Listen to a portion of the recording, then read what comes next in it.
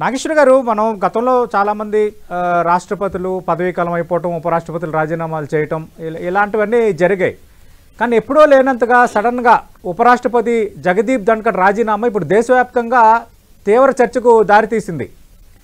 ఈ ఉపరాష్ట్రపతి రాజీనామా రహస్యం ఏమై ఉండొచ్చు, మీరు అనుకుంటుంది ఏంటి సార్? అంటే ఇప్పుడు ఇందులో ఏదో ఒక వాస్తవంగా మిస్టరీ ఉందా? నిన్న రాత్రి అరౌండ్ 9:20, 9:30 ప్రాంతంలో రిజిగ్నేషన్ పోస్ట్ చేశాడు సోషల్ మీడియాలో జగదీప్ ధన్కర్. సో నైట్ నేను 12 దాకా కూడా నేషనల్ మీడియా కూడా ఫాలో అయ్యాను. ఆ ప్రతిపక్ష అధికార పక్ష సభ్యులు ఇద్దరు కూడా, అధికార పార్టీకి అనుకూల జర్నలిస్టులు కూడా ఇది కేవలం హెల్త్ రీజన్స్ అయి ఉంటుంది, అంతకు మించి ఇంకే రీజన్ ఉండకపోవచ్చు అనే కామెంట్ చేశారు.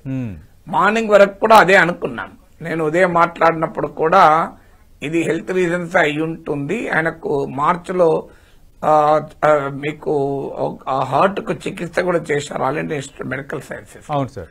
అందువల్ల హై ప్రెషర్ జాబ్ కదా పార్లమెంట్ సభాపతి అంటే అనుకున్నాను. కానీ లాస్ట్ ఫ్యూ అవర్స్ లో మీరు అన్నట్లు ఇది something secret, there is a mystery behind it అనే భావన కలుగుతుంది. ఎందుకు మిస్టరీ ఉండవచ్చు, ఇందులో చిదంబర రహస్యం దాగి ఉండవచ్చు అనడానికి కారణం ఏంటి అంటే, ఒకటి వైస్ ప్రెసిడెంట్ నిన్న రాత్రి అరౌండ్ 9:30కి ఆయన రిజిగ్నేషన్ ప్రకటిస్తే అది కూడా హెల్త్ గ్రౌండ్స్ పైన ప్రకటించారు. సాధారణంగా మన ప్రధానమంత్రి చాలా వేగంగా సోషల్ మీడియాలో స్పందిస్తాడు. కానీ వైస్ ప్రెసిడెంట్ ఆరోగ్య కారణాల మీద రాజీనామా చేస్తే, రాజకీయ కారణాల మీద రాజీనామా చేస్తే స్పందించకపోతే అర్థం చేసుకోవచ్చు.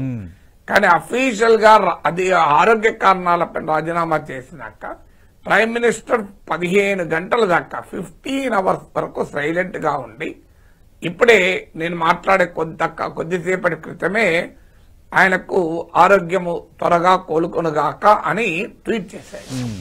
సో అంతకు ముందు ఉదయాన్నే దేవేంద్ర ఫడ్నవీస్, అజిత్ పవార్ మహారాష్ట్ర ముఖ్యమంత్రి ఉప ముఖ్యమంత్రులకు బర్త్డే గ్రీటింగ్స్ కూడా చెప్పారు ప్రైమ్ మినిస్టర్.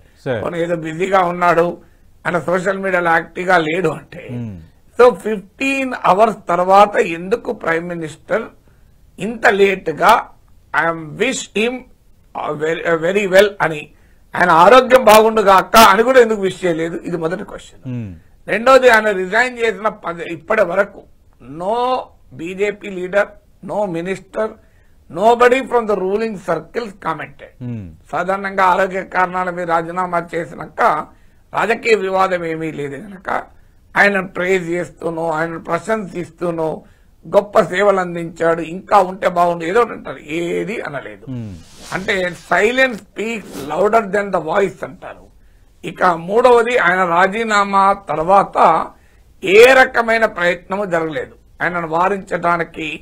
మీరు రాజీనామా ఎందుకు చేస్తున్నారు, ఉండండి, ఆరోగ్య కారణాలు ఇవ్వడానికి, హెల్త్ బాగానే ఉంది కదా అని మీకు ఆయనను వెనక్కు తీసుకొని ఎవరూ అడగలే. ఇది మూడవది. సీరియస్ గా వెంటనే ప్రెసిడెంట్ ఆమోదించారు.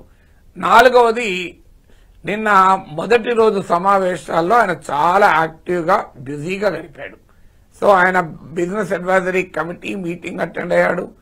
ఈవెన్ ఇవాళ మార్నింగ్ కూడా ఆయనే షెడ్యూల్ చేశాడు బిజినెస్ అడ్వైజరీ కమిటీ, అది ఉంటుందని సభ్యులకు చెప్పాడు. చాలా యాక్టివ్ గా గడిపాడు. సో ఏ రకమైన ఇండికేషన్ లేదు, హెల్త్ బాగాలేదని కానీ, రిజైన్ చేస్తానని కానీ ఏ రకమైన ఇండికేషన్ ఇవ్వలేదు.